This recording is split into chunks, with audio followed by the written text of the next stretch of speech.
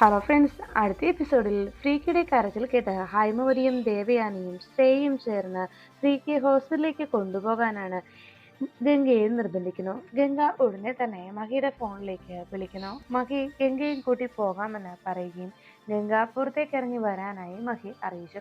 കൃത്യസമയത്ത് തന്നെ ഗംഗ ഫ്രീക്കിയും എടുത്തുകൊണ്ട് പുറത്തേക്ക് പോകുമ്പോൾ രാഹുൽ ശ്രേയയുടെ ഫോണിലേക്ക് വിളിക്കുന്നു. ഇത്രയും നേരമായിട്ടും ശ്രേയ, നിനക്ക് ഗംഗയെ പുറത്തിറക്കാൻ കഴിഞ്ഞില്ലേ എന്ന രാഹുലിന്റെ ചോദ്യം കേട്ട് ശ്രേയ പറഞ്ഞു, ഞാൻ അവളെ കൃത്യമായി തന്നെ പുറത്തിറക്കിയിട്ടുണ്ട്.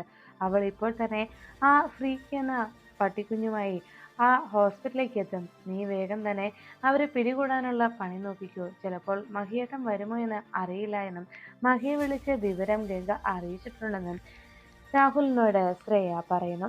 എന്തായാലും ശ്രേയ നീ ഫോൺ വെച്ചതെന്ന് പറഞ്ഞ് രാഹുൽ ഗംഗയെ പിടികൂടാനായി പിന്നാലെ പുറപ്പെട്ടു. അപ്പോഴാണ് മഹി കൈലാസത്തിൽ നിന്ന് പുറത്തിറങ്ങിയ ഗംഗയെ വേഗം കാറിൽ കയറ്റി ഫ്രീക്കിയുമായി ഹോസ്പിറ്റലിലേക്ക് പുറപ്പെട്ടത്. അവരുടെ കാറിനെ കൃത്യമായി തന്നെ രാഹുലും ഫോളോ ചെയ്യുന്നു. ഹോസ്പിറ്റലിലേക്ക് വന്നെത്തിയതും ഫ്രീക്കിയുടെ നിർത്താതെയുള്ള കരച്ചിൽ കേട്ട് ഡോക്ടർക്കും ആശ്ചര്യമാവുന്നു. ഡോക്ടർ വേഗം തന്നെ ഫ്രീക്കിയെ പരിശോധിച്ചു. അപ്പോഴാണ് ഫ്രീക്കിയുടെ കാലിൽ കുത്തിക്കയറിയിരിക്കുന്ന ആ പിന്ന് കണ്ടത്. ആ മുട്ടുസൂചി പതുക്കെ ദേഹത്ത് നിന്ന് ഡോക്ടർ പുറത്തെടുത്തു. എന്നിട്ട് അത് ഗംഗയെയും മഹിയെയും കാണിക്കുന്നു. ഇത് ആരോ മനഃപൂർവ്വം ദേഹത്ത് കുത്തിക്കയറ്റതാണെന്ന് എനിക്ക് കണ്ടിട്ട് തോന്നുന്നതെന്ന് ഡോക്ടർ അറിയിച്ചു. അത് കേട്ടതോടെ മഹിക്കും ആകെ സംശയമാകുന്നു. അങ്ങനെ കൃത്യമായി ഈ പാവം പട്ടിക്കുഞ്ഞിനെ ആരെങ്കിലും ഉപദ്രവിക്കുമോ എന്നായി മഹിയുടെ സംശയം.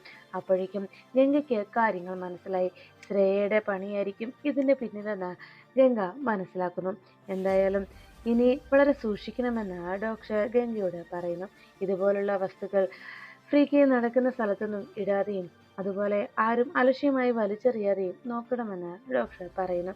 ഇനി ഞാൻ കൃത്യമായി നോക്കിക്കോളാം ഡോക്ടർ എന്ന് പറഞ്ഞുകൊണ്ട് ഗംഗ ഫ്രീക്കിയുമായി മഹിയോടൊപ്പം അവിടെ നിന്ന് പുറപ്പെടുന്നു. മഹിയും ഗംഗയും ഫ്രീക്കിയെ ഹോസ്പിറ്റലിൽ കാണിക്കാനായി അകത്തേക്ക് പോയ ആ തക്കം നോക്കി രാഹുൽ പറഞ്ഞയച്ച ചില ഗുണ്ടകൾ മഹിയുടെ കാറിന് കേടുവരുത്താനും മഹിയുടെ കാറ് പഞ്ചറാക്കുന്നതിന് വേണ്ടിയുള്ള കാര്യങ്ങൾ ചെയ്യുന്നു.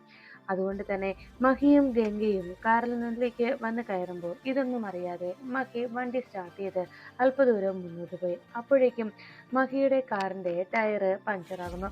മഹി ഗംഗയോട് പറഞ്ഞു, അതെ, നമ്മുടെ കാറ് പഞ്ചറായിട്ടുണ്ട്, ഞാനത് പഞ്ചറൊട്ടിച്ചിട്ട് വീട്ടിലേക്ക് വന്നേക്കാം. തൽക്കാലം ഗംഗ ഒരു ഓട്ടോയിൽ കയറി വീട്ടിലേക്ക് പോയിക്കോളൂ എന്ന് അറിയിച്ചു.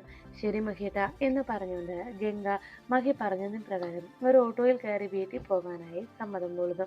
അതിനുശേഷം മഹി ഗംഗയെ അതുവഴി വന്ന ഒരു ഓട്ടോയിലേക്ക് കൈ കാണിച്ച് ഗംഗയെ അതിൽ കയറ്റുന്നു. ഒരു ഓട്ടം പോകാനാണെന്നും കൈലാസം വീട് വരെയാണ് എന്നും പറഞ്ഞതും അയാൾ ഉടനെ തന്നെ അവിടേക്ക് കൊണ്ടുപോകാമെന്ന് സമ്മതം പറയുന്നു. ഗംഗ ആ ഓട്ടോയിലേക്ക് കയറിയതും മഹിയുടെ കാറ് പഞ്ചറായതിലും അതോടൊപ്പം തന്നെ ഫ്രീക്കിയുടെ ദേഹത്ത് മുട്ടുസൂചി കുത്തിക്കയറിയതിനും ഒക്കെ എന്തൊക്കെയോ ബന്ധമുണ്ടെന്ന് ഗംഗ മനസ്സിലാക്കുന്നു. ഇതേ സമയത്ത് ശ്രേയ ഗുരുവമ്മയുടെ ശിഷ്യക്കരികിലേക്ക് എത്തുന്നു. ഗുരുവമ്മയുടെ ശിഷ്യ ഗംഗയെയും ഗൗരിയെയും എന്നേക്കുമായി അകറ്റി നിർത്താനും ഗംഗയെ കൊലപ്പെടുത്തുന്നതിനും വേണ്ടിയുള്ള മന്ത്രങ്ങളും അതിനുവേണ്ടിയുള്ള പൂജാകർമ്മങ്ങളുമൊക്കെ അവർ അവിടെ ആരംഭിക്കുന്നു. ഗംഗ ഒരു കാരണവശാലും ഗൗരിയുടെ സഹായം അഭ്യർത്ഥിക്കരുതെന്നും ഗംഗയെ സഹായിക്കാൻ ഗൗരി എത്തിച്ചേരരുത് എന്നുമായിരുന്നു ശ്രേയയുടെ ആവശ്യം.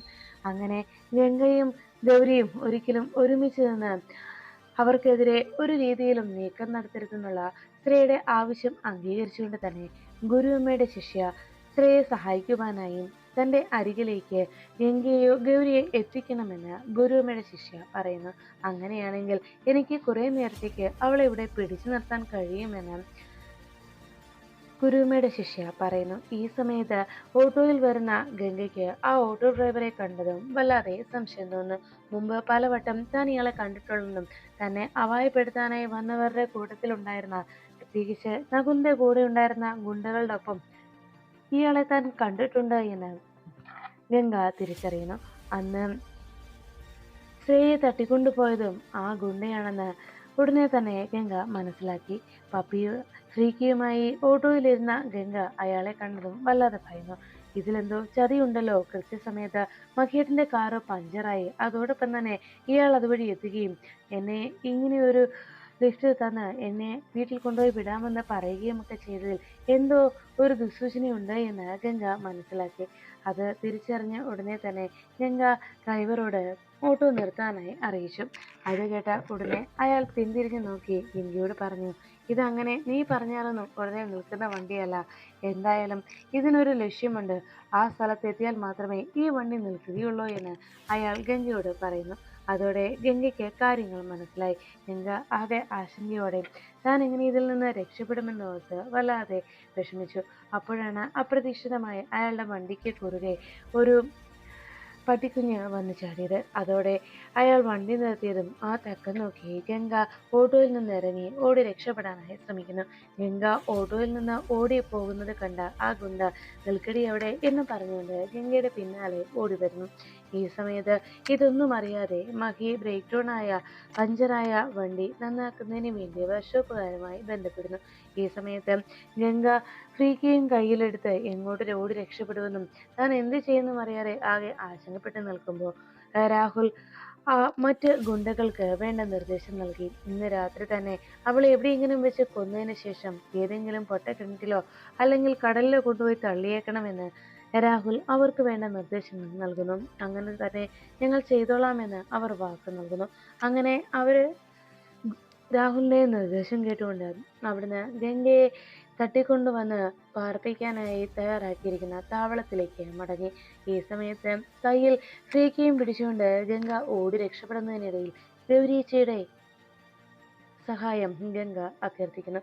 ആ സമയം ശ്രേയ ഗൗരിയെ തളയ്ക്കുന്നതിന് വേണ്ടിയും ഒരിക്കലും ഗംഗയ്ക്ക് സഹായമായി ഗൗരിയുടെ ആത്മാവ് വന്നെത്താതിരിക്കുന്നതിന് വേണ്ടിയുമുള്ള കർമ്മങ്ങളും പൂജകളും ഒക്കെ ഗുരുവമ്മയുടെ ശിക്ഷയിലൂടെ നടപ്പിലാക്കുന്നു.